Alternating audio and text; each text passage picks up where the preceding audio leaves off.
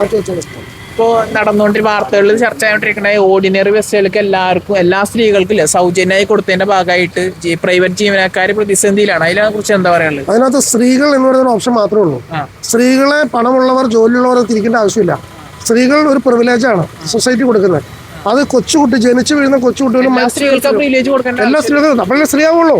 സ്ത്രീകളിൽ നിന്ന് ഒരു ഭാഗത്ത് മാറ്റിയിട്ട് നിർത്തി കഴിഞ്ഞാൽ സ്ത്രീകളോടുള്ള അവഗണനയായിട്ട് മാറില്ലേ? അത് ശരിയല്ല. പുരുഷന്മാർക്ക് കൊടുത്തോ, ഫ്രീ കൊടുത്തോ, ആരാ കൊടുക്കണ്ടെന്ന് ചർച്ച ചെയ്യട്ടെ. അത് മന്ത്രിസഭയോട് ആവശ്യപ്പെടാം. പക്ഷെ മന്ത്രി പറഞ്ഞ സ്ത്രീകൾക്ക് കൊടുക്കുമ്പോഴല്ല പറയണ്ട, നമുക്ക് അല്ലാത്ത സമയത്ത് ചർച്ച ചെയ്യാം, ആവശ്യപ്പെടാം. ഓൺലൈൻ ചാനലാണ് ഇതിനെ നമ്മൾ അഭിനന്ദിക്കുക. കാരണം ഇതിന് മറുവശം ചിന്തിക്കുകയാണെങ്കിൽ പ്രൈവറ്റ് ജീവനക്കാരിൽ കുറെ ആൾക്കാർ ജോലി നഷ്ടപ്പെടുന്നു. പ്രൈവറ്റ് ബസ്സിൽ യാത്രക്കാർ കുറയുന്നു. അതൊക്കെ പ്രൈവറ്റ് ബസ്സിൽ യാത്രക്കാർ കുറയുന്നു വേറെ ഓപ്ഷനാണ്. അതിന് ഇപ്പൊ ഈ പറഞ്ഞ പെരുമ്പാവൂർ ആവശ്യമില്ല. കാരണം പെരുമ്പാവൂർ ഇപ്പൊ നമ്മൾ നിൽക്കുന്ന ഈ പെരുമ്പാവൂരിൽ നിന്ന് എത്ര സ്ഥലങ്ങളിലേക്ക് സ്ഥിരമായിട്ട് KSRTC ബസ്സുകളുണ്ട്. ഇവിടുന്ന് പെരുമ്പാവൂർ കൂവപ്പടി കോടനാട് ആലായിട്ടുള്ള കുറുപ്പമ്പടി വേങ്ങൂർ പാണക്കുഴി അല്ലെങ്കിൽ അശമന്നൂർ രായമംഗലം കുറുമ്പടി ഇവിടെ ഒന്നും വിഷയമുള്ള കാര്യങ്ങളല്ല. അപ്പോൾ അങ്ങനെ ഏതെങ്കിലും സ്ഥലങ്ങളിൽ പ്രൈവറ്റ് ബസ്സുകാർക്ക് അത്തരത്തിലുള്ള ബുദ്ധിമുട്ടുണ്ടെങ്കിൽ ടാക്സ് പകുതി കുറച്ച് കൊടുത്തില്ല സർക്കാർ. ടാക്സ് കുറച്ചു കൊടുത്തോണ്ട് എന്റെ കാര്യം. കാരണം യാത്രക്കാരില്ലാതെ ടാക്സ് കുറച്ചു കൊടുത്തോണ്ട് വലിയ കാര്യമില്ല. അല്ല, നമ്പർ 1 അടുത്ത സ്റ്റെപ്പുകൾ വരാൻ പോവാണ്. മുഖ്യമന്ത്രി പറഞ്ഞായിട്ട് ഞാൻ ഇന്നലെ കേട്ടു. അത് അതിനെക്കുറിച്ച് ആലോചിക്കുകയും ചെയ്യുമെന്ന് പറഞ്ഞാൽ ഹി വിൽ ഡു ദാറ്റ്. ഇപ്പോഴത്തെ മുഖ്യമന്ത്രിയും അതുപോലെ തന്നെ ഇപ്പോഴത്തെ നമ്മളുടെ മന്ത്രിസഭയും ചെയ്യുമെന്ന് പറഞ്ഞാൽ it will be done. Present perfect tense ആണ്, ചെയ്തിരിക്കും. ഞാൻ വേറെ തമാശ രീതിയിൽ വേറെ ചോദ്യം ചോദിക്കട്ടെ. അതായത് പിണറായി വിജയന് ഇല്ലാത്തതും VD സതീശനും ഉള്ളതുമായ ഒരു കാര്യം അത് ഞാൻ അങ്ങനെ അത്തരത്തിലോട്ട് അങ്ങനെ ഒരു ചോദ്യം. പിണറായി വിജയനും VD സതീശനാണ്. നമ്മൾ ഒരാളെ ഇകഴ്ത്താനോ മോശമാക്കോ പറയാൻ ആഗ്രഹിക്കുന്നില്ല. നമ്മളിപ്പോൾ ചെയ്തുകൊണ്ടിരിക്കുന്ന നല്ല കാര്യങ്ങളാണെങ്കിൽ നല്ല കാര്യങ്ങളാണെന്ന് പറയാൻ നമ്മൾ ആഗ്രഹിക്കുന്നത്. നമുക്ക് പ്രസന്റും ഫ്യൂച്ചറും നമ്മൾ പാസ്റ്റിനെ കുറിച്ച് ചിന്തിക്കില്ല. നമുക്ക് നല്ല രീതിയിൽ മുമ്പോട്ടേക്ക് പോവാം. Okay, bye. KSRTC ഓർഡിനറി ബസ്സുകൾക്ക് സ്ത്രീകൾക്ക് സൗജന്യം കൊടുത്തത് കാരണം പ്രൈവറ്റ് ജീവനക്കാർ പ്രതിസന്ധിയിലാണ്. എന്താ പറയാനുള്ളത്?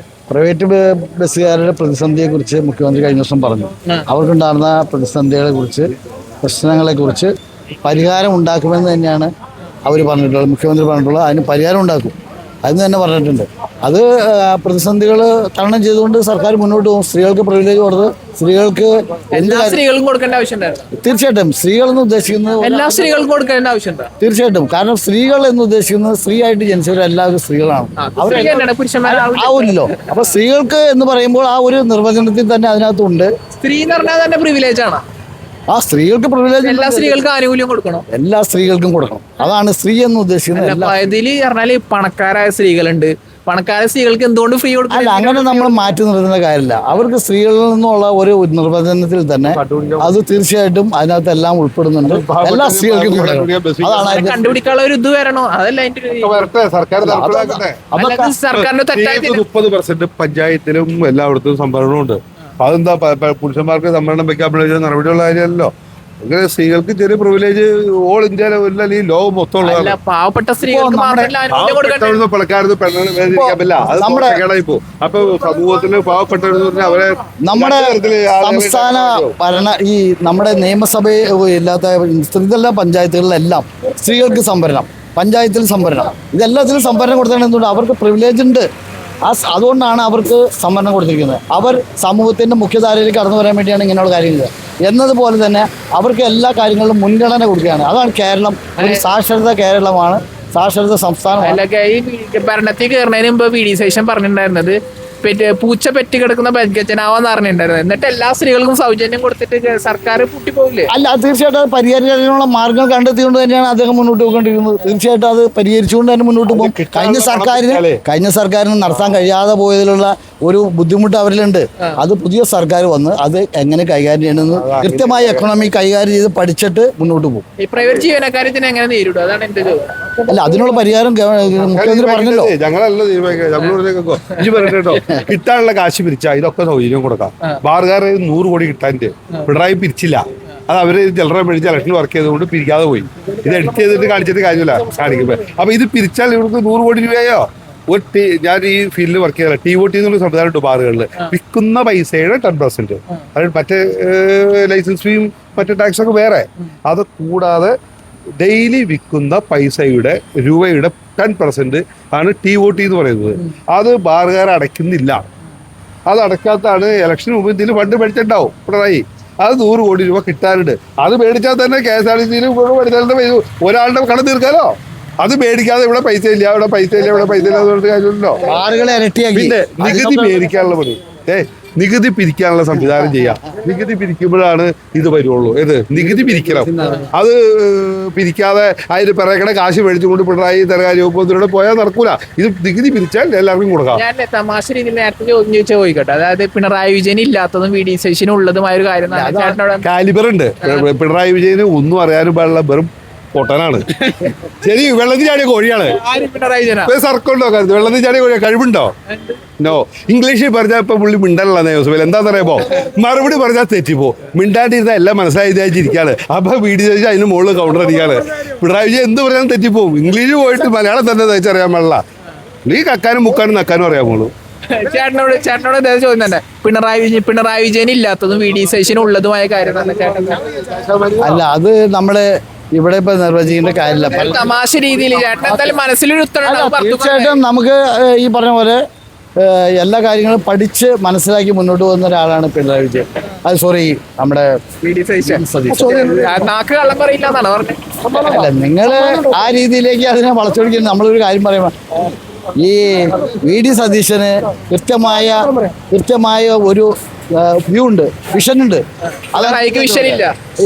അതായത് ഏകാധിപത്യമായിരുന്നു.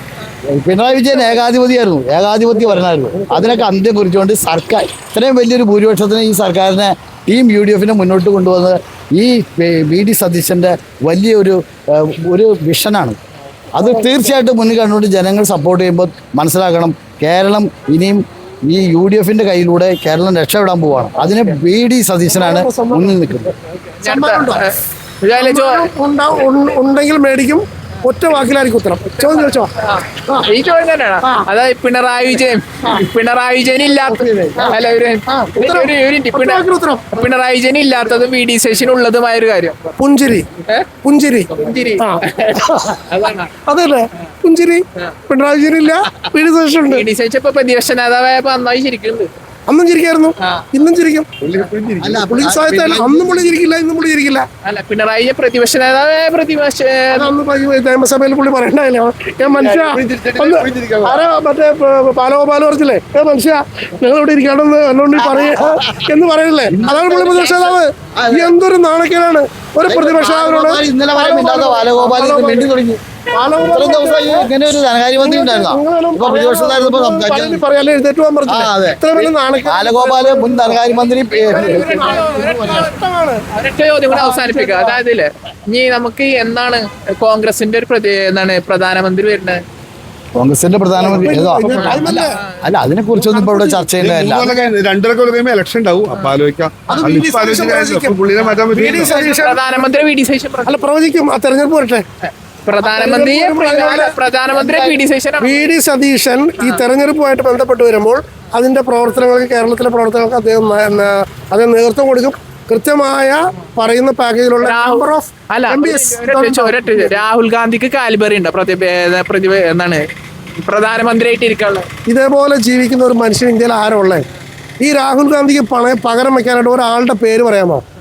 അദ്ദേഹം ജീവിച്ചു വന്ന സാഹചര്യങ്ങൾ, പ്രധാനമന്ത്രി അല്ല അദ്ദേഹം അനുഭവിച്ച കാര്യങ്ങൾ, അദ്ദേഹം സ്വന്തം ജീവിതത്തിൽ സ്വന്തം അമ്മ മരിച്ചു എന്ന് അദ്ദേഹത്തിന്റെ സ്കൂളിൽ വിളിച്ച് അദ്ദേഹത്തെ പറഞ്ഞ് അദ്ദേഹം കാണാൻ പോയൊരു സംഭവം. രണ്ടാമതായിട്ട് വീണ്ടും അദ്ദേഹത്തിന്റെ പിതാവ് പെരുമ്പത്തിൽ കഷ്ണങ്ങളായി ചെതറിപ്പോയി. ഈ രാജ്യത്തിന് വേണ്ടി ജീവൻ ബലിയർപ്പിച്ച ഏത് കുടുംബമുള്ളേ? ആരുടെ അച്ഛനുണ്ട്, ആരുടെ അമ്മയുണ്ട്, ആരുടെ അമ്മൂമ്മയുണ്ട്? അദ്ദേഹത്തിന്റെ പിതാവും അദ്ദേഹത്തിന്റെ ഗ്രാൻഡ് മദറും എല്ലാം ഈ പറയുന്ന ഈ രാജ്യത്തിന് വേണ്ടി ബലിയർപ്പിച്ചവരാണ്. അപ്പോൾ അതുകൊണ്ട് അദ്ദേഹത്തിന് പകരം വെക്കാനോ അദ്ദേഹത്തിന് പകരം പറയപ്പെടാനോ ആയിട്ടുള്ള ഒരു നാമം വേറെയില്ല. Thank U.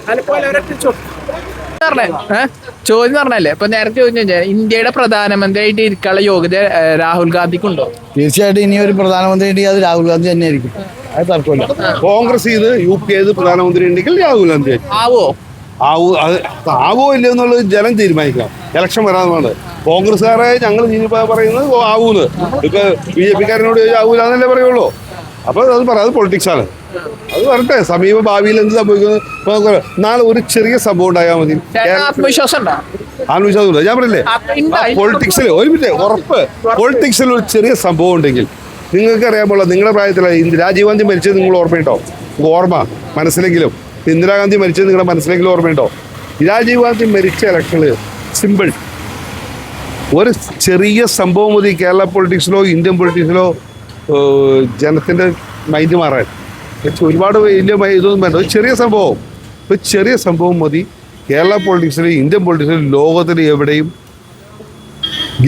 പൊളിറ്റിക്സിൻ്റെ ഗതിവിധി നിയന്ത്രിക്കാൻ ഒരു ചെറിയ സംഭവം മതി.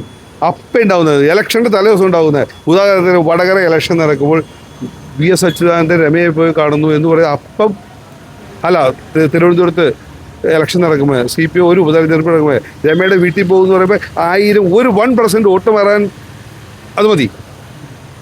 ഒരു ചെറിയ സംഭവം, ഒരുപാട് സംഭവങ്ങളൊന്നും ഒരു ചെറിയ സംഭവം, ചിലപ്പോൾ ഒരു അടിയായിരിക്കാം, ചിലപ്പോൾ വർഗീയനായ ഈ പറയുന്നതൊക്കെ ചിത്രം മാറും. കേരളത്തിലല്ല ഇന്ത്യയിൽ തന്നെ മാറും. BJP അധികാരത്തിൽ വന്നതിന് ഒരു തെരഞ്ഞെടുപ്പിൽ ഞാൻ ഓർക്കുന്നില്ല, ഒരു തീവ്രവാദി ആക്രമണം BJP ഭയങ്കരമായി സഹായിച്ചു. അത് ഒന്നും പറഞ്ഞിട്ടല്ല, അത് പൊളിറ്റിക്സാണ്. എൻ്റെ പേര് ജൂട്ട്സ്.